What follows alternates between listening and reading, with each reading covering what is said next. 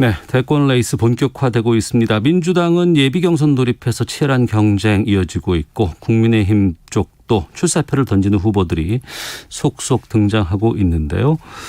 국민의힘 의원 가운데 가장 먼저 대권 도전 선언을 하셨습니다. 하태경 의원 연결해 말씀 나눠보겠습니다. 안녕하십니까? 네, 안녕하세요. 하태경입니다. 예, 야권의 다른 후보들과 비교해 보면은 상당히 일찌감치 출마를 선언하셨습니다.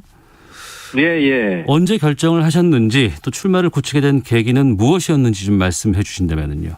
예, 제가 이제 마음을 굳힌 거는 사실 보궐선거 직후였고요. 예. 결정적 계기는 제가 한 4년 전부터 네. 이제 우리 청년 세대, 미래 세대를 위한 정치를 해야 된다. 이 정부가 오히려 미래에 투자하기보다는 미래를 착취하고 있다. 네. 이런 생각을 꾸준히 해왔는데요. 근데 이제 이런 우리 청년 세대들이 이제 거기 화답을 해서 이제 보궐선거 때 우리를 압도적으로 6070보다 더 2030이 더 우리를 지지했지 않습니까? 네. 그래서 시대의 변화에 물꼬가 더 빨리 튀었다. 그래서 청년 세대와 가장 긴밀하게 소통하고 협력해온 저 같은 사람이 역할을 네네. 할 때가 됐다는 생각을 하게 됐습니다. 그러니까 청년들의 어떤 정치적인 움직임, 흐름들을 보고서 이번 대권 도전의 결정적인 계기였다 이렇게 이해를 하면 되겠군요. 그렇습니다. 제가 사실은 그걸 변화를 감지한 건 사실 지난 총선 때인데요. 네네. 제가 이제 4년 전부터 청년 세대를 위한 정치해서 아주 주로 이제 청년 문제만 파고들었는데 네. 원래 부산 지역에서 제가 한 9등 정도 했었어요. 예. 부산이 18개 선거구인데 예. 네, 그 투표율 순위로 보면 근데 지난번에 제가 1등을 했는데 그 이유가 투표 안 하던 청년층이 이제 투표장에 나온 겁니다. 제 지역구에서는. 네. 그래서 투표율도 높고 또 젊은 층 투표율도 높고. 근데 이제 이게 전국적인 형태로 이번 보궐선거 때 물론 서울 부산이지만 사실상 전국을 대변하니까요. 예. 그런 에너지를 보고 이제 단순히 서울시, 부산시만 바꾸는 게 아니라 우리 당도 바꾸고 또 당도 바뀌었지 않습니까? 네네. 이제는 국가를 바꿀 때다. 미래 세대를 위한 새로운 리더십, 새로운 국가가 필요하다는 확신을 하게 된 겁니다. 그럼 청년들의 선택이 4.7 보궐선거 결과로 나왔다고 이제 이해를 하실 것 같은데. 네. 그러면 그 선거 결과 이후에 국민의힘의 행보에 대해서는 젊은 층들이 많이 호응을 주고 있습니까? 지금 이제 이준석 현상이 있었고요. 예. 그리고 연이어서 지금은 최근 한 달 경에 2030 당원이 3만 명 이상 늘었습니다. 3만 명이요? 3만 명. 아직도 지금 계속 입당 러시이고요. 예. 그래서 원래 우리 당이 좀 어르신 정당이었지 않습니까? 예. 6070 정당이었는데 지금은 사실상 전 세대 정당, 세대 확장은 지금 거의 이루었고 우리 당을 이끌어 나가는 더 강한 주력이 지지율만 보더라도 2030으로 사실 우리 당은 좀 시대 교체가 된 것 같습니다. 네, 시대 교체가 됐다고 말씀하셨는데 예. 이제 그 증빙으로서 나타날 수 있는 게 당대표의 이준석 당선이잖아요. 네, 그렇죠. 거기다가 이제 20대 대변인 시청률이 지금 민주당 대선 경선 시청률보다 네. 한 10배 높은 것 같은데요. 정확하게 꽤 높은 것 같습니다. 토론 배틀 얘기 말씀하시는 거죠? 네, 토론 배틀이죠. 예. 예. 이준석 대표가 지금 당대표 맡은 지 곧 이제 한 달 정도 이제 돼 가는데. 네. 어떠세요? 평가를 내리신다면? 점수로 보면 거의 110점 아닌가요? 100점 만점에. 아, 그래요? 네, 아주 잘하고 있고, 우리 당이 하고 싶었지만 못했던, 네. 그 세대 확장, 그리고 중도 확장, 지역 확장, 호남 확장까지 지금 아주 빠른 속도로 저는 이루어지고 있다고 보고요. 네. 지금 이제 남은 것은 이제 이런 변화가 우리 당에서 그쳐서 되지 않고 국가의 변화로 이어져야 된다. 네. 아까 제가 말씀드렸지만 이 정부 들어서 청년들의 삶이 훨씬 더 힘들어졌거든요. 청년들이 벼락거지가 되고 예. 청년들 취업문은 더 좁아지고 취업 불공정은 더 심해지고 그래서 제가 아까 표현했듯이 이 미래에 투자하는 정부가 아니라 미래에 투자하는 국가가 아니라 미래를 착취하는 국가가 됐다라고 말씀을 드렸는데 정말 미래와 함께하는 미래 투자하는 그런 국가로 바뀌어야 된다는 겁니다. 네. 110점 주셨는데 그래도 좀 보완할 점이라든가 이런 것들은 좀 더 했거나 아니면 안 했으면 좋겠다는 게 뭐가 있을까요? 그런 부분은 좀 앞으로 좀 보고 네. 해야 될 것 같습니다. 지금까지는 역대 어느 대표보다도 잘하고 있는 것 같습니다. 알겠습니다. 근데 청년 문제가 심각하다. 그리고 청년들이 국민의힘에 지지를 보여주고 있다라는 건 알겠는데 그러면 이 청년 문제를 해결하기 위한 정책이라든가 공약 같은 것들이 구체적으로 좀 제시가 돼야 될 것 같습니다. 어떤 게 있어야 된다고 보십니까? 그래서 일단 저는 가치관의 교체가 좀 필요하다고 보는데요. 예. 가장 지금 청년들한테 해악이 되고 있는 가치관이 좀 성장 체념론 같아요. 어느새 우리가 지금 성장률이 떨어지고 있지만은 네. 이걸 다시 올릴 생각을 하거나 그런 노력이나 그런 논쟁은 없고 예. 어떻게 지금 있는 돈 쓸까 세금 많이 쓸까 그런 논쟁만 최근 몇 년간 계속되었잖아요. 예. 무슨 땡땡 소득, 뭐 기본 소득, 안심 소득. 근데 사실 미국이나 독일, 일본만 보더라도 우리보다 한 10배 이상 미국은 덩치가 큰데 한 3% 이상 성장을 하거든요. 네. 그러면 우리는 한 5% 정도는 저는 성장할 수 있다고 봅니다. 그런데 이런 성장에 대한 담론 논쟁은 사라졌다. 네. 오히려 성장은 안 되는 거기 때문에 있는 거 가지고 쓰기만 하자. 예. 그래서 상식적으로 많이 벌어야 많이 쓸 거 아닙니까? 예. 근데 이제 많이 쓰기 위해서 많이 벌자는 이야기는 없었다는 거죠. 그래서 이게 이 문제 때문에 취업문을 어떻게 넓힐 것이냐. 예. 이런 논쟁은 안 하거든요. 그러니까 일자리는 당연히 정부가 만드는 것이고. 네네. 그리고 기업도 오히려 활력이 줄어들고 있고. 이런 현상에 대해서 정치권이 상당히 좀 체념하고 있는 게 가장 큰 문제다. 그래서 우리 의식부터 좀 바꿔준다는 겁니다. 네. 많은 분들이 공감은 하시겠습니다만 지금 우리 인구 구조로 봤을 때는 장년층의 인원이 너무나 많잖아요. 그리고 우리가 고령화로 계속되고 있는데 또 그것 때문에 또 청년에 대한 여러 가지 대책들이 나오기가 쉽지 않은 구조이기도 한데 그런 것들은 어떻게 극복 가능할까요? 근데 일본만 보더라도 일본도 우리처럼 청년들로 갈수록 인구가 많이 줄고 있거든요. 예. 그래서 일본은 거의 완전 고용이에요. 그건 이제 알고 계신 분들 다들 아실 텐데. 예. 우리도 지금 청년 인구가 줄고 있어요. 예. 그런데 100만 옛날 베이비붐 세대. 네네. 한 해 100만씩 태어날 때 딱 완전 고용했잖아요. 지금 절반 수준이거든요. 네. 근데 절반 수준은 또 고용을 못 한다는 거는 아예 관심이 없는 거죠. 관심이 그래서 없다. 예. 이건 이제 우리 사회의 지금 아주 근본적인 마인드의 문제다. 마인드가 급속히 지금 이제 쇠퇴하고 있다는 거고. 예. 그래서 무슨 소득 문제로 논쟁할 게 아니라 무슨 땡땡 성장 가지고 이야기를 하고 또 사실 성장이나 고용의 주체가 기업이잖아요. 네. 기업 정책 가지고 논쟁을 해야 된다. 그런 생각입니다. 알겠습니다. 또 주목되는 공약 가운데 여성가족부 폐지가 있습니다. 이건 글쎄요. 어떤 배경인지 또 이거 폐지하면 어떤 대안들로 해결해 나갈 것인지에 대한 제안을 좀 해주신다면요. 여가부 폐지 말씀이죠? 예. 네, 그렇게 보시면 됩니다. 이제 여가부라는 거는 본질적으로 과도적인 부처입니다. 네. 과도적인 부처가 무슨 말이냐면 우리 부처는 모두 기능별로 돼 있습니다. 그래서 노동, 복지, 안보 이렇게 돼 있잖아요. 그렇죠. 예. 근데 여가부만 대상 부처인 거예요. 이거 왜 그러냐면 과거 이제 60, 70, 80년대에 남녀 차별 문화가 우리 사회에 굉장히 강하게 있어서 남녀 차별을 시정하는 거는 모든 부처에 다 퍼져야 되잖아요. 네. 그러니까 이거를 우리 정부의 일상적인 기능으로 만들어라. 그런 거예요. 여가부의 기능은. 네. 그래서 여가부는 근데 이제 이 역할을 다 한 겁니다. 저는 여가부 폐지론보다도 여가부 졸업론을 이야기하고 싶은데. 여가부의 졸업론이다. 네네. 네, 그렇죠. 그러니까 여성 인권은 인권위에서 합니다. 그리고 여성 노동, 네. 경단녀 특히 대표적인 문제인데 노동부에서 굉장히 비중을 두고 하고 있어요. 원래 안 하다가 이제 여가부 때문에 한 겁니다. 예. 그리고 여성 복지도 복지부에서 다 하죠. 그러니까 이런 식으로 김대중 정부 이전에는 안 하던 기능들을 김대중 정부가 여가부 만들어서 다 했는데 그래서 이미 졸업을 했어야 되는데 졸업을 안 하고 있으니까 할 일 없으면 불필요한 일을 하거든요. 예. 그러니까 최근 한 문재인 정부 들어서는 오히려 이게 안 해도 될 일을 해서 젠더 갈등을 오히려 조장을 하고 있어요. 아, 졸업할 때가 됐는데 졸업을 하지 않고 더 다른 일을 엉뚱한 일을 하고 있다.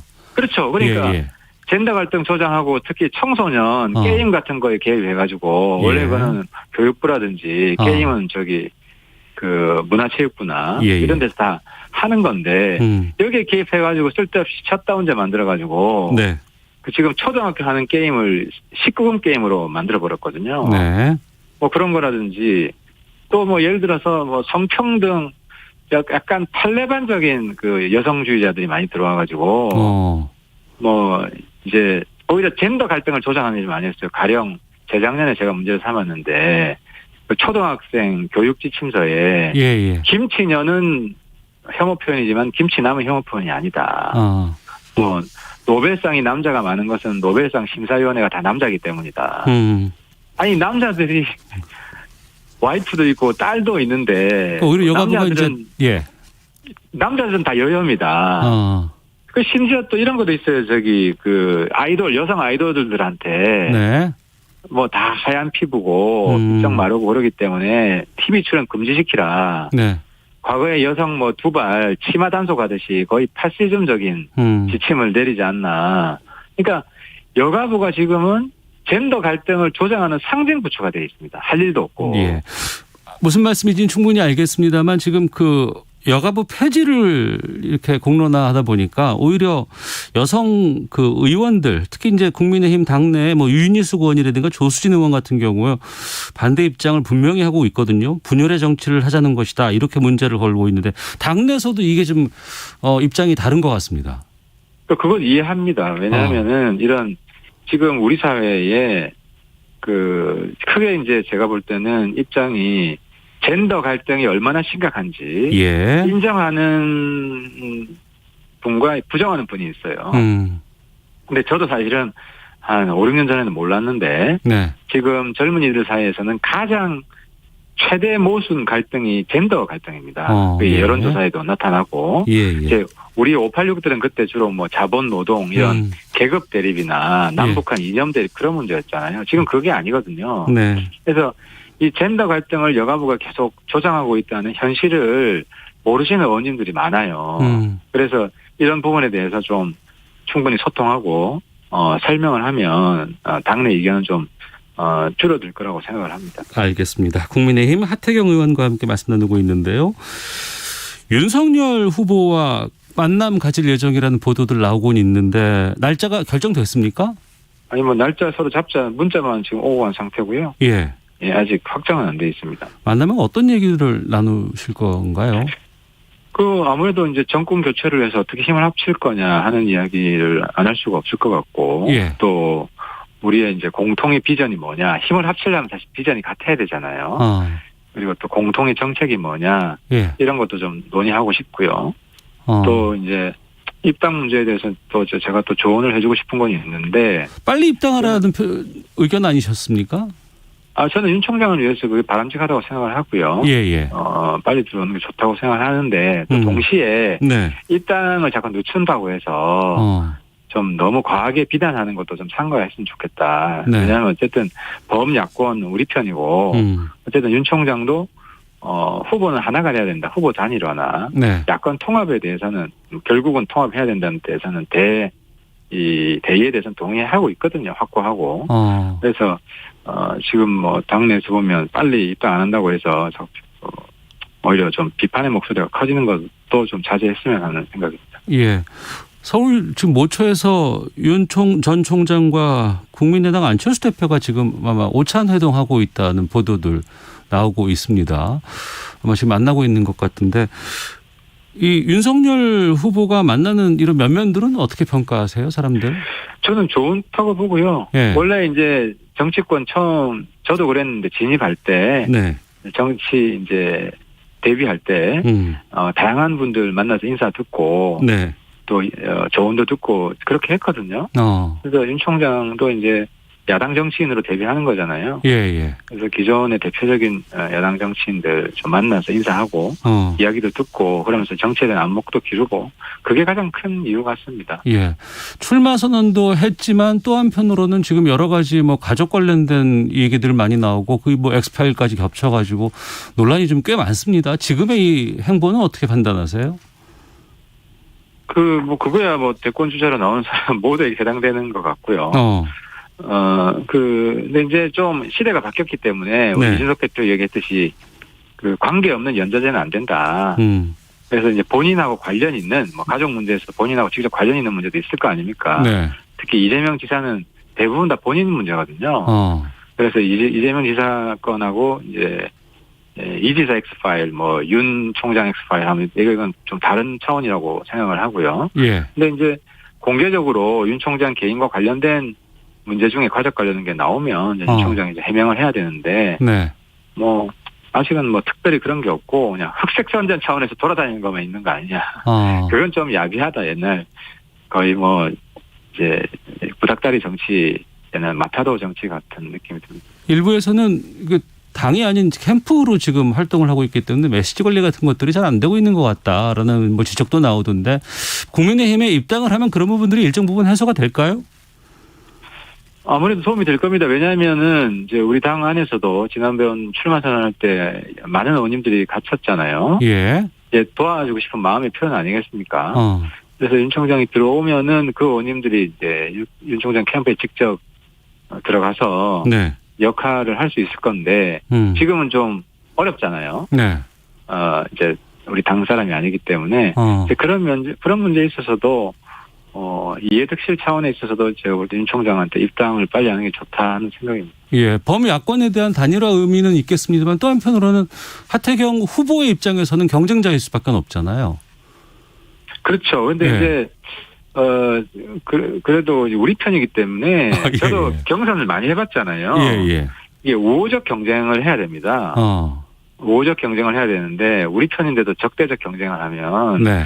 그 후유증이 야권 전체에 커집니다. 실제로 예를 들어서 이제 홍준표 후보 같으면 엄청나게 좀 제가 볼 때 흑색선전에 동참하고 있는데 네.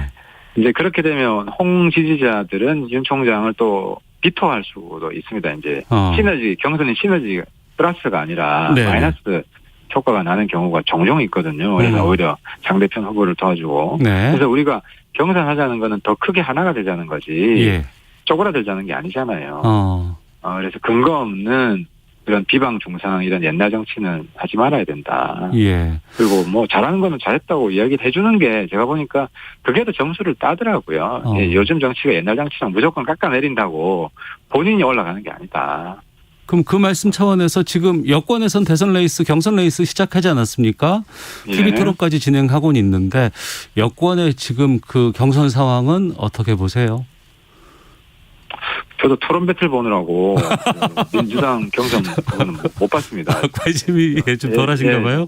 관심이 좀 덜한데 네. 아무튼 근데 이제 제가 보고 이제 가장 뉴스를 보고 이제 문제사 하는 거는 예. 이재명 지사가 이제 일종의 노이즈 바지 내리고 점령군 이런 게 보니까 좀 기본소득이 대표 공약이었는데 이걸 포기했더라고요. 예.